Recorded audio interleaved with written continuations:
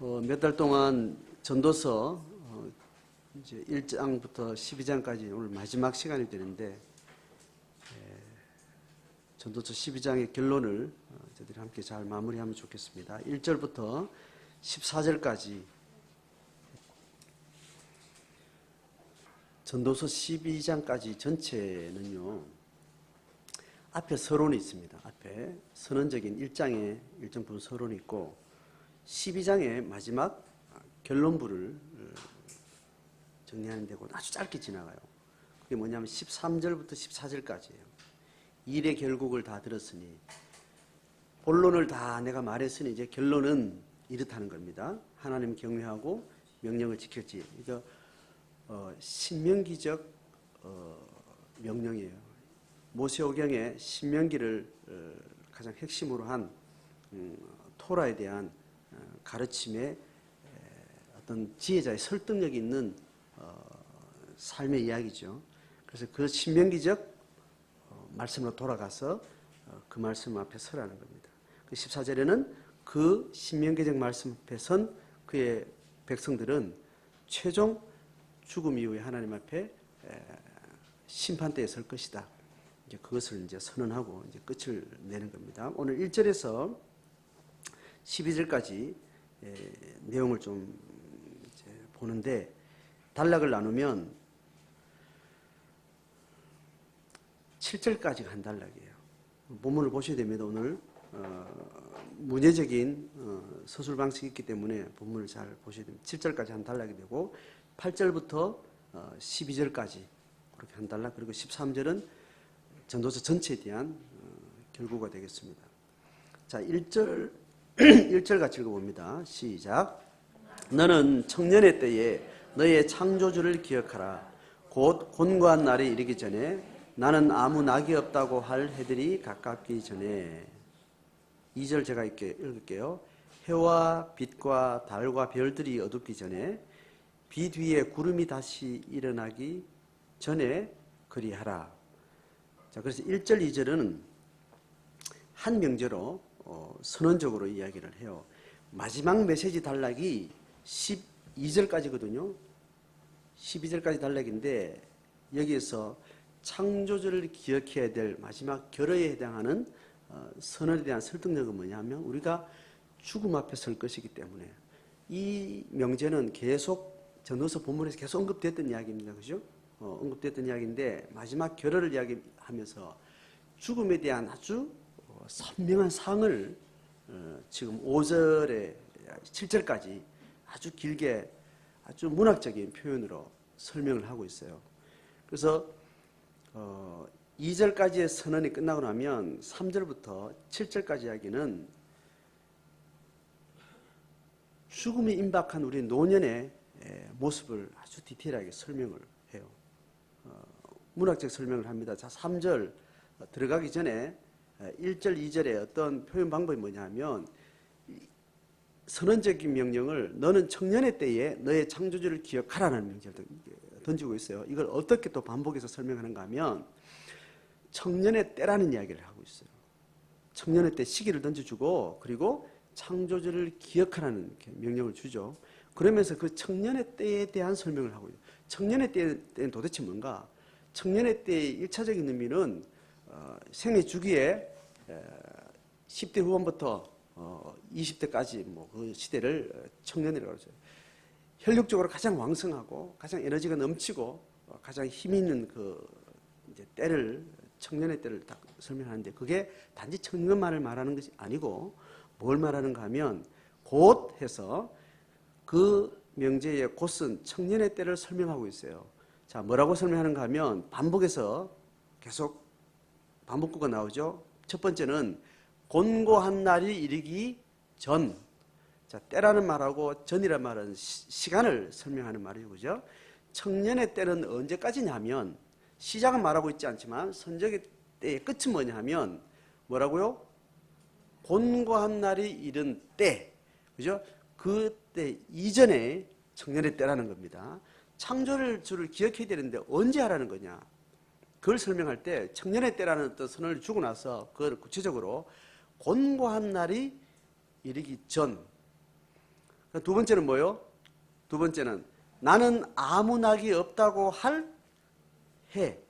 해라는 것은 뭐 때라고 말할 수 있죠. 그 때가 가까워지기 전. 자, 공고한 날하고 자기가 생각할 때 나는 내 인생에 이제 뭐 이제 낙이 없다. 인생으로서 누릴 어떤 소망이나 어떤 기대나 어떤 것들이 이제 다 이제 끝이 났다. 라고 말하는 그때를 이야기하는 거예요. 자, 이건 언제일까요? 죽음 앞에서 이제 하는 말이죠. 그 다음에 세 번째는 뭐예요? 2절에서 해와 빛과 달과 별들이 어떻게 돼요? 어둡기 전. 다 이제 죽음을 지금 상징적으로 설명을 하는 겁니다. 그 다음에 네 번째, 비 뒤에 구름이 다시 일어나는. 자, 자연현상에 있어서는 비 뒤라는 말은 비가 내리는 어떤 현상이 끝이 났어요. 비가 내리고 비 내리는 시기가 끝나면 그 다음에 당연히 뭐가 따라와요? 개익이 되잖아요. 비 뒤에는 당연히 개익이 되는데 비가 희망이 있는 것은 비 그치면 또 햇볕이 비치니까 비는 또 나름대로 낭만적이고 비 나름대로 누릴 수 있고 그 안에 기쁨이 있는 거죠. 그런데 어떻다고요? 비 뒤에 구름이 다시 일어나는 겁니다. 더 이상 소망이 보이지 않는 이제 그런 문학적인 설명을 해서 뭐뭐 하기 전에 이걸 몇 번요? 3번, 4번.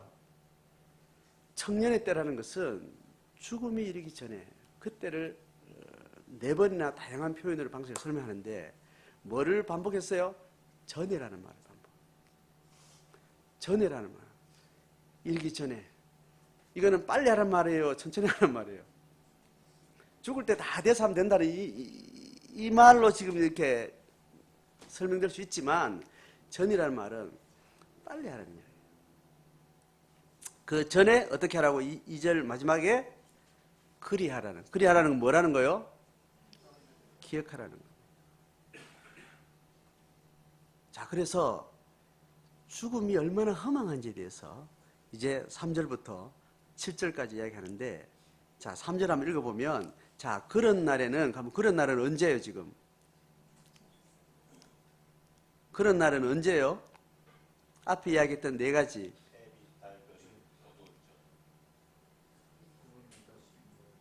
그런 날에는 이르기 전이 아니고 이르렀을 때 그 이야기겠죠. 그죠? 죽음이 임박했는 그 어간에 그 날에는 더 이상 소망이 없는 때. 그때는 자, 첫 번째 계속 반복해서 이야기합니다. 엔드로 계속 이어지죠. 첫 번째 뭡니까? 집을 지키는 자들이 떨 것이며. 자, 이 자체를 그대로 이렇게 여러분 상상해 보세요. 집 지키는 자들이 떤다 그랬습니다. 그리고 힘 있는 자들이 구부러질 것이며 맷돌질 하는 자들이 저금으로 그칠 것이며 창으로 내다보는 자가 어두워질 것이며 이게 어떤 뭐 그림이 연상이 돼요. 일찍부터 히브리의 어떤 문학적 표현, 어떤 비유적 설명이라고 구약 시대부터 이걸 그렇게 해석을 했습니다. 이거는 늙은 한 인생의 늙은 이 육신의 여러 가지 증상을 설명한 것이라고 해석을 해요. 지금까지 전혀 이견이 없습니다. 자, 그래서 이거는 바로 노인이 가지고 있는 몸 신체의 여러 일부들의 노화 현상을 하나하나 짚어 나가는 거예요. 자, 지금도 이제 퀴즈를 내고 여러분 이제 답을 하는 겁니다. 자, 우리 몸의 신체를 이야기해요. 노인의 신체 중에 뭐 어떤 부분을 표현하는, 어느 부분에 어떤 현상을 설명하는지를 맞추는 거예요. 자, 해봅니다. 첫 번째, 집을 지키는 자들이 떤다 그랬어요. 집을 지키는 자들은 큰 집에 기도를 서는 사람을 이야기해요. 문지기를 이야기해요. 힘센 사람이 서고 든든한 사람이 어떤 외부의 침입을 막고 제어할 수 있는 힘 있는 사람이 하는데 그 집 지키는 자들이 어떻게 돼요? 떤다는 거예요. 늙어서 몸이 떨리는 부분이 어딜까요? 네? 초태뼈가 다 무릎이 이렇게 떨리는 거예요. 근력, 특히 무릎의 약함을 이야기한다고 이제 해석을 합니다. 자, 그러면 요 초점으로 계속 뒤에 거 이제 해석해 보면 되겠죠. 힘 있는 자들이 구부러질 것이며 어느 부위일까요? 그렇죠. 허리, 척추 이 부분을 이야기합니다. 그 다음에 맷돌질 하는 자들이 적음으로 그칠 것이며 이건 뭐예요? 한번 좀 이 설교를 통해서 뭐 들어본 사람들은 맷돌질 하는 건 뭐라고요? 예? 치아를 이야기해요. 그 치아가 이제 하나하나 빠지고 이제 그거에 이제 기력이 약해진다는 겁니다. 자, 그러면 3절의 네 번째는 이제 딱 오죠. 창들로 내다보는 자가 어두워질 것이며 뭐예요? 시력이 이제 약해지는. 자, 그렇게 되면 4절부터 계속 길어갑니다. 길거리 문들이 닫혀질 것이며 길거리의 문들이 그러니까 이 신체 구조로 길거리의 문들이 길거리로 향한 문이 있다는 거예요. 길거리 그죠? 한길가에 황성한 어떤 사회적인 이렇게 많은 쪽으로 집에 문이 열려 있다는 건 신체 구조에서 뭘 이야기할까요? 외부와 소통하는 모든 어떤 감각 기관을 이야기할 수 있겠죠, 그죠? 외부 감각이 열린 문이 뭐 말하는 것도 그렇고 뭐 다양한 어떤 이런 부분을 이야기할 수 있겠죠. 그 다음에 맷돌 소리가 적어질 것이며 이거는 그냥 치아와 같은 이야기는 한데 식욕이 떨어지는 앞에 있는 길거리 문들이 닫힌 거 외부 감각이 둔해지는 거. 여러분 기억력이 접수가 잘 안 되죠, 그죠? 이러고 가면 자꾸 이렇게 입력이 됐는데 자꾸 이게 저장이 안 되고 자꾸 날아가 버리는. 뭐 먹을 것이 와도 별로 식욕이 떨어지고 뭐 이제 그런 아직 밥맛이 좋은 사람들은 좀 다르지만 그 다음에 새의 소리로 말미암아 일어날 것이며 이거 뭐예요? 어떤 증상일까요? 새벽잠이 없어지는 거, 잠이 없어지는 거, 그죠?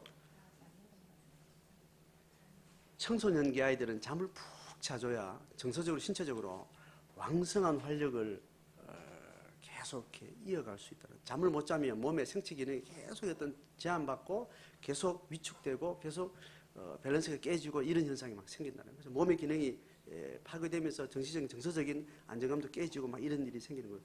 잠을 푹 자줘야 돼요. 아침 일찍 깨우면 안 되고 하여튼 늘어지게 자도록 하여튼 항상 클 때는 푹 자주고 시큰 또 뛰어놀고 또 푹 자고 이렇게 생체 리듬을 만들어야 되는데 노인이 되면 몸에 새로운 신체적 활력이 그렇게 많지 않으니까 잠을 자야 될 어떤 필요를 몸이 못 느끼는 거예요.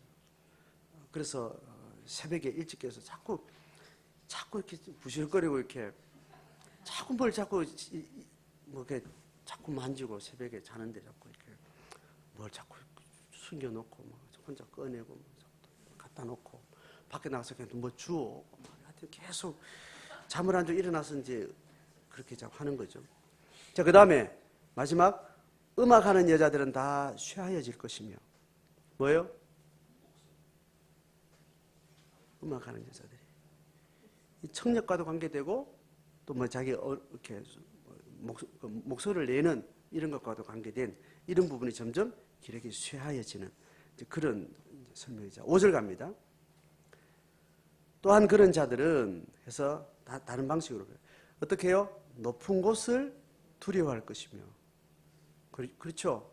길에서 놀랄 것이며 이거는 뭐 그냥 현실 그대로 잘 표현한 거고 또 다른 이제 비유적인 표현입니다.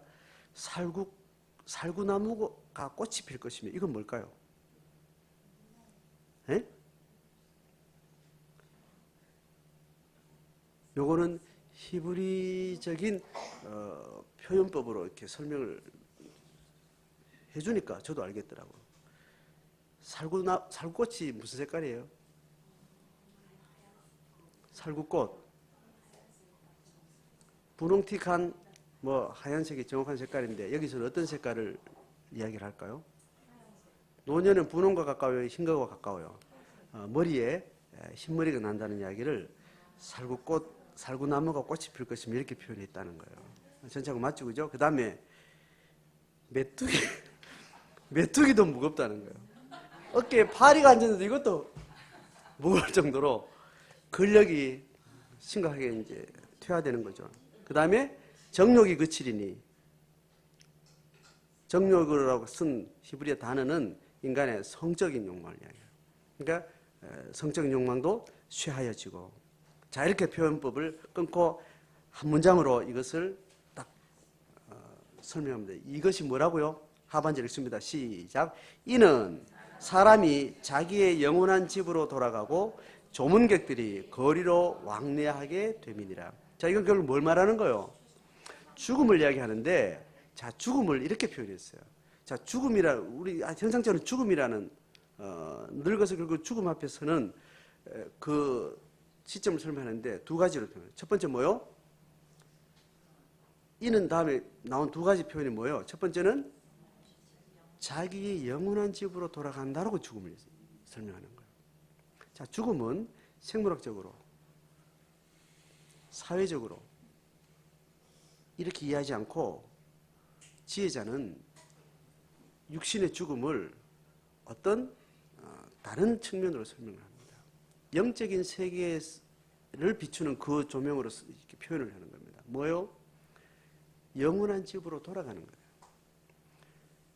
좌절, 절망이 아닌 어떤 새로운 기대와 희망과 영적 현상으로 이해를 하는 거예요. 육체적 죽음을 영적 현상으로 보지 않으면 그건 너무나 무섭고 너무나 두렵고 너무나 절망적인 거예요. 피하고 싶은 거예요. 직면하기 싫은 거예요. 죽음을 직면하지 않으면서 우리는 왜곡된, 거짓된, 위장된, 가면 쓴 인생에 아주 피곤한 껍질을 계속해서 우리 쓰게 되는 거죠. 죽음을 정직하게, 담담하게 직면하는 그런 자세가 되지 않으면 삶을 우리 계속해서 돌아갑니다. 본질을 직면하지 못하고, 자, 그렇게 하고 조문객들이 거리로 왕래하는 상을 치르는 그 상황들을 그대로 설명하는데, 여기서는 뒤에 거를 설명하려고 할까요? 앞에 걸 설명하려고 할까요? 전도서 자체는 조문객들은 죽음이라는 현실 자체를 설명하게 표현하기 위해서 그렇게 말하는 것이고, 실제로는 인간의 죽음을 영원한 집으로 돌아간다는 이 관점에서 모든 것을 일관되게 지금 논의를 하고 있습니다. 그래서 7절에 6절 7절에 또 다른 비유적인 설명하고 나서 7절에 결론이 이렇습니다. 같이 시작. 흙은 여전히 땅으로 돌아가고 영은 그것을 주신 하나님께로 돌아가기 전에 기억하라. 전에 기억하라가 어디 있었어요? 1, 2절 안에 조합된 거예요.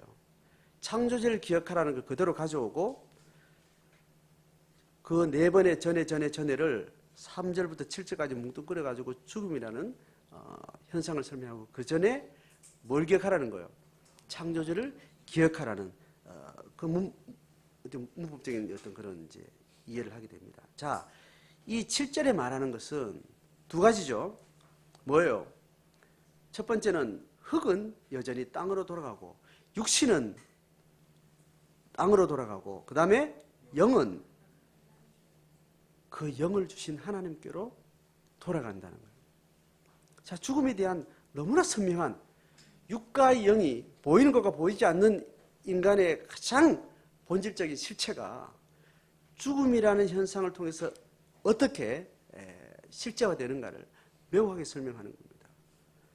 우리가 집중하는 죽음이라는 것은 흙이 가는 곳, 이 몸덩어리가 가는 곳에 거기에 온전히 집중됐을 때 우리는 죽음이라는 사태를 제대로 이해하지 못하고 바로 해석하지 못하니까 삶이라는 현장도 우리는 왜곡되게 반쪽짜리로 본질을 이해하지 못하고 또 직면을 하게 되는 거죠. 자, 그래서 영은 주께로 돌아가는 것, 또 위에서 오전에 말한 것처럼 자기 영원한 집으로 돌아가는 것. 자, 이 영원한 집으로 돌아가는 것은 희망적으로 설명을 하고 있어요. 희망적으로 설명하는 전제는 뭐예요? 앞에 얘기했던 명령 뭐예요? 창조주를 기억한 사람만, 죽음을 통과하기 전에 창조주를 기억하고 창조주의 영원한 생명에 터치다운 한 사람만 영원히 가야 될 그 길에서 소망이 있다는 거예요. 반복된 이야기지만 죽음을 통과하고 가게 되는 영원한 집이, 소망이 있으려면 기회는 언제예요? 죽음 이전의 기회라는 거예요. 그래서 시간이 없다는 겁니다. 급하다는 거예요. 죽기 전에만 가면 되는 게 아니고 빨리 돌아와야 된다는 이야기를 하는 거죠. 결론이 이거예요. 전도서 전체는 결국은 신명기에 대한 강력한 설득을 지렛대로 강력하게 논증하는 그건 뭐냐면 죽음이라는 현상을 굉장히 클로즈업해서 신명기에서 말하는 모든 이야기가 얼마나 설득력이 있는가를 짧은 지렛대 원리로 죽음의 포커스를 가지고 전도서는 그 방향 전환을 촉구하고 있는 거예요. 이 사람은 믿는 자들에게 하는 말일까요? 안 믿는 자에게 하는 말일까요? 여러분, 믿는 자에게 한다는 이야기를 이해를 하셔야 돼요. 구약에서 말하는 모든 이야기는 이미 부름받고 초청받은 자들에게 말하고 있는 거예요.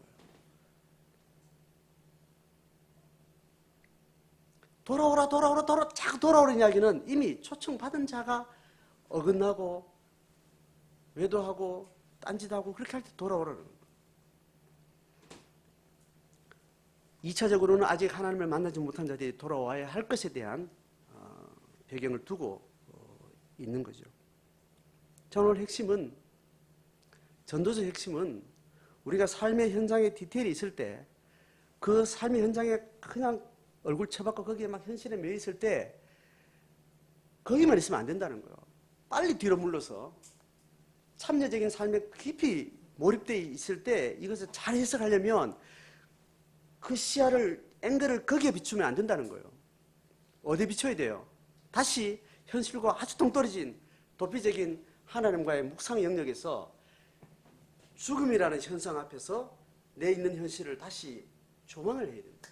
그래야 현실이 제대로 해석되고 제대로 평가되고 제대로 이해가 된다는 거예요. 전도서는 그 이야기를 하는 거예요.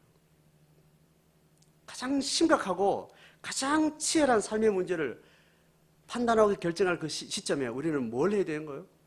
가장 뒤로 물러가서 이게 바르게 보고 있는가, 바르게 내가 생각했는가, 판단했는가를 정확히 보려면 가장 뒤로 와서 봐요. 여기서 이제 연벌 붙이잖아, 그죠? 붙이면 제가 이제 붙들고 집사님 좀 봐주세요 하면 이제 봐주는 사람이 이렇게 집사님들이 이렇게 몇 분 있는데 누가 가장 잘 봐줄까요?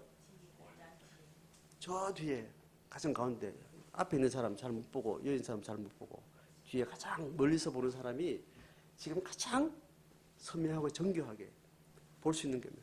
전도서는 그래서 가장 참여적인 치열한 삶을 책임있게 살아가고 있는 하나님의 백성들에게 가장 근원적으로 가장 멀리 하나님의 시각에서 인생을 조망할 수 있는 그 시각을 주는 겁니다. 그래서 제가 총구 설명하죠. 총이 내가 조준하는 데서 제대로 맞추려면 조준할 때 두 개 초점을 가지고 있는 거예요. 총구에 있는 건 뭐예요? 군에 갔다 오신 분. 간음자 맞아요? 이게 간음죄입니까? 간음자가 총 길이의 가장 앞에 점을 하나 두고 그 다음에 눈이 있는 가장 거리를 둔 쪽 간음쇠를 두고 간음자가 있는 곳에 목포치를 딱 조정을 하면 쏘는 대로 그냥 들어가는 거예요. 이거 잊어버리고 이것만 들고 하면 이게 어디로 갈지 모르는 거. 이것이 또 삐뚤어지면 또 안 맞아지는 거예요. 총열하고 간음자 간음자를 정확하게 맞추기 위해서 클릭 조정이라는 게 있어요. 클릭 조정. 요거는 항상 가운데 총구 앞에 딱 정확하게 있는데 이게 보는 사람 따라마다 이게 달라서 이 간음새가 총열하고 정확하게 맞게 눈하고 맞추게 하기 위해서 그 클릭 조절이라는 게 있어요. 이거는 이제 사격수를 배우는 사람들이 아는 건데 그리고 조준을 정확히 해서 그 다음에 내 눈은 되는 어떤 방식하고 딱 맞추면 총열과 조준점하고 목표치가 맞아지는 거죠. 전도서는 우리에게 계속해서 네가 죽음 앞에 서서 하나님께 받은 약속이 뭔지를 이야기합니다. 하나님에 대한 이해가 없는 사람은 죽음이라는 현실을 생물학적으로 또 인문학적으로 죽음이라는 현실을 이해할 수 있죠. 그죠? 하나님을 아는 사람도 모르는 사람도 죽음은 희망차다 해요? 허무하다 그래요? 허무하다는 관점이 있는 겁니다. 안 믿는 사람도 죽음이라는 관점에서 현실을 보면 하나님을 믿는 사람만큼 굉장히 지혜로운 해안을 가질 수 있어요. 그런데 그것보다 더 확실한 사람은 죽음에 대한 약속을 받은 사람이에요. 하나님 앞에 약속받지 않은 사람은 그것이 배제된 상태에서 가장 깊은 철학적 성찰, 하나님의 일반인청 속에서 인간의 가진 상상력과 그런 창조성을 가지고 죽음이라는 존재의 입장 앞에서 자기 삶을 이렇게 보면 어지간한 삶에 대한 지혜가 생겨요. 그런데 죽음 이후에 대한 약속을 받은 사람이 현실 문제에 들어섰을 때 죽음이라는 존재, 죽음이라는 현실에 서서 혹은 죽음과 관계된 하나님 앞에 받은 약속을 근거로 이것을 비춰보지 않으면 이 현실에 대한 지혜가 생길까요? 안 생길까요? 생길 수 없는 겁니다.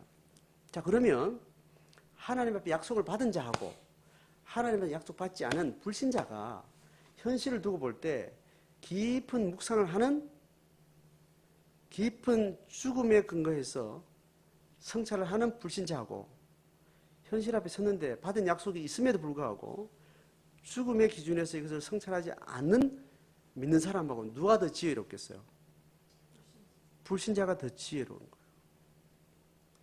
그래서 지금 한국교회 믿는 사람들 보고 불신자들조차도 깊게 죽음을 묵상하고 인생을 관망하면 뻔히 보이는 문제를 예수를 믿는 자들이 하나님 앞에 영원한 생명을 얻었다는 자들이 현실을 두고 전혀 다른 행동을 하고 다른 삶을 사는 것이 참 혀를 차게 만드는 거예요.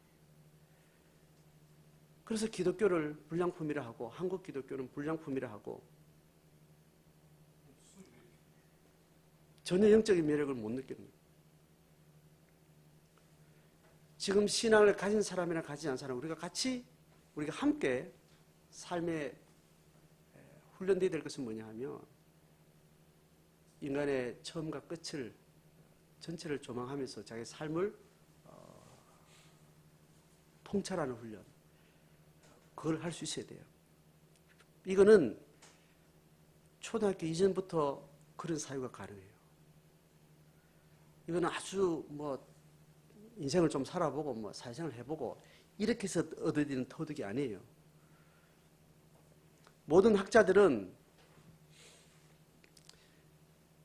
유치원 때부터 죽음에 대한 묵상을 할 수 있다라고 하고 그렇게 가르쳐 왔어요.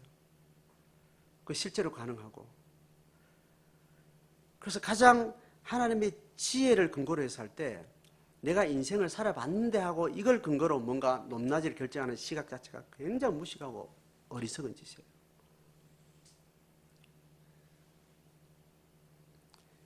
어떤 일의 방법론에 들어갔을 때는 경험자와 무경험자의 차이가 있을 때 말할 수 있지만 인생에 대한 이해, 하나님의 신적 지식에 대한 영적 통찰력에 대한 그런 이야기를 주고받을 때 경험이 있는 사람, 없는 사람이 결코 그 차이를 만들지 않습니다. 이 착각을 하시면 안 돼요. 그래서 인생 경험이 있는 것을 가지고 어떤 수를 둔다든지 한 수를 더 넓게 설득하려고 하는 것이 굉장히 우스운 일이 되는 거예요. 이 통찰은 경험 없이도 할 수 있는 통찰이에요. 지금 전도서가 가지고 있는 가장 근원적인, 영적인, 근원적인 시각의 통찰은 경험과 무관하지 않습니다. 어느 정도 경험을 통해서 하나님께서 이것을 우리에게 확장시켜가는 게 있지만 그건 개인의 인생에서 비례성은 있어요. 그러나 다른 인격 존재가 경험 유무를 비교해서 영적 통찰의 그 이해도가 절대로 비례하지 않습니다. 그래서 영적 지혜에 있어서는 어린아이와 모든 경험 없는 자들, 그들에게도 우리가 배울 수 있고 자연을 통해서 배울 수 있고 그렇게 들어야 되는 거예요. 그렇게 서로 지혜를 공유하는 것입니다. 자, 오늘 이렇게 우리에게 전도서를 정리하면서 우리가 훈련해야 될 영성과 경건성은 뭐냐면 삶의 주거를 자주요 현실에 깊이 발딛고 다시 돌아오는 주기가 우리 일상생활 속에서는 하루를 단위로 해요. 그죠? 생물학적 존재 자체가 깨면 현실에 깊이 내달리다가 몸은 반드시 24시간 안에 6시간 이상 잠을 자야 되는 구조를 가지고 있습니다. 그래서 현실에 참여하고 다시 리트리트하는 이 주기는 하루를 주기로 이렇게 하고 있어요. 이 하루의 주기만큼 우리가 참여와 도피 이 두 가지 메커니즘을 같이 가질 때 가장 늘 깨어있는 삶이 가능합니다. 그거 안 되면 적어도 어느 주기는 적어도 해야 돼요. 매일 안 되는 사람 며칠 얼마나 최소한 해야 돼요? 일주일은 하라고 공동체적으로 문화가 그렇게 일주일 단위로 그렇게 갖춰져 있는 겁니다. 일주일 단위로 적어도 죽음이라는 깊은 본질 앞에 서서 내 인생을 관찰하고 성찰하고 통찰하는 그 영적 생활이 우리가 반드시 필요하다는 거예요. 그보다 더 치열해가는 사람은 매일매일 하는 것이 가능하다는 거예요. 일어나서 현실을 조망하고 잠잘 때 죽음이라는 존재 앞에서 하루 있었던 사건들, 내일 있을 사건들을 바라보는 거예요. 자, 이 주기가 빠르고 이 주기가 심도가 깊은 사람일수록 현실에 대한 지혜가 더 빛이 나는 거죠. 뒤에는 그 이야기 하고 있습니다. 자, 8절 보세요. 전도자가 이르되 헛되고 헛되도다. 모든 것에 도대체 앞에서 계속 했던 이야기죠. 이 이야기는 우리가 감이 오는데 9절 보세요. 전도자는 뭐냐면 방향성이 결정된 사람을 이야기하는 거예요. 방향전환을 명확하게 한 사람이 전도자라는 거예요. 하나님 앞에 영원한 세계가 있다라는 그 가치를 가지고 내 삶을 새롭게 재구성한 사람. 이 사람이 전도자. 그것은 반드시 그렇지 않은 사람에게 영향력을 끼치는 중보자 자리에 있는 겁니다. 그렇죠? 내가 방향을 전환한 것은 하나님이 이 땅에서 방향 전환했으면 그건 바로 천국에 와. 그렇게 하지 않고 하나님 앞에 방향 전환을 했는데도 이 땅에 살려두는 이유는 아직 방향 전환하지 않는 인간들이 방향 전환한 사람을 통해서 그가 전환하도록 하나님께서 전략을 만들어놨기 때문에 그래서 방향 전환한 사람이에요. 자, 방향 전환한 사람은 그 방향 전환이 어디로 연결되느냐 하면 지혜자로 연결되어야 돼요. 전도자는 지혜가 있어서 가르치고 생각하고 연구하고 잠언을 지혜의 이 명제들 잠언이라고 그러죠. 이걸 지혜 있는 말을 언설로 풀어낸 것 그리고 힘써 아름다운 말을 구하고 진리의 말씀을 기록하고 자 그렇게 전도자는 이 가르치고 잠언을 짓고 생각하고 연구하고 아름다운 말들 진리의 말씀 이것은 어디를 비추는 거예요? 현실을 비추는 거예요. 그죠? 현실을 비추어서 방향을 전하는 사람이 방향 전하지 않는 사람이 헤매는 삶을 통찰해내고 비춰내고 설명하고 그 말은 다른 사람 듣기에 설득력이 있고 아름다운 말이 되고 문제를 해결할 수 있는 지혜들로 가득 차게 되는 겁니다. 그래서 전도자는 반드시 죽음이라는 그 시점 앞에서 계속 현실과 도피를 계속해서 반복할 때 현실을 잘 해석하는 거예요. 그런 지혜가 풍성해지는 겁니다. 시집간 딸이 애 놓고 엎치락뒤치락 엎어져다 하루를 멀다가 일주일을 멀다가 사니 못 사니 내 애를 이렇게 잘못 낳았니 이 남자하고는 못 살겠니 하고 막 그렇게 들고 나면 시어머니는 말고 친정어머니는 어떻게 해요? 한 걸음 뒤에서 지도 그래 살았잖아요. 그런데 오늘 곧 죽을 것 같은데 그게 죽을 일이에요? 그냥 안고 살면 답이 또 나오는 일인데 그럼 뒤에서 느긋하게 보고 그랬냐 그러고 도와줄 때 도와주고 뱉을 때 뱉고 받을 때 받고 해서 잘 조절해서 그것을 맞춰주는 겁니다. 지혜가 있는 거예요. 현실적인 답을 바로 찾아서 동동구리지 않습니다. 전도자는 이러한 지혜를 가졌을 때 전도자로서 하나님 앞에 쓰임새가 있는 거예요. 우리 모두는 하나님 앞에 전도자로 부름받았고 전도자로 부름받으면서 동의를 한 사람이에요.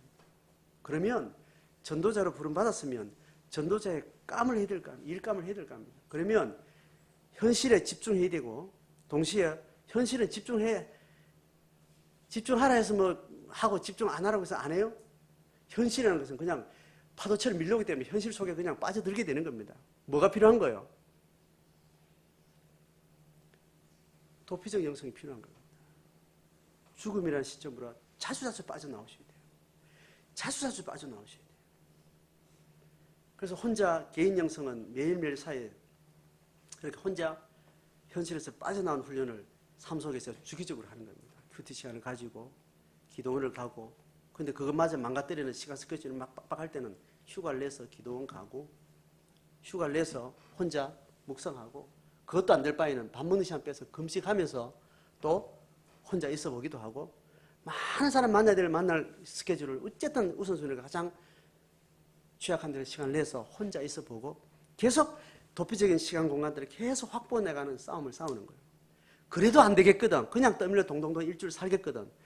주일날 교회라도 와서 그렇게 묻어서 다시 리트릿 하는 거예요.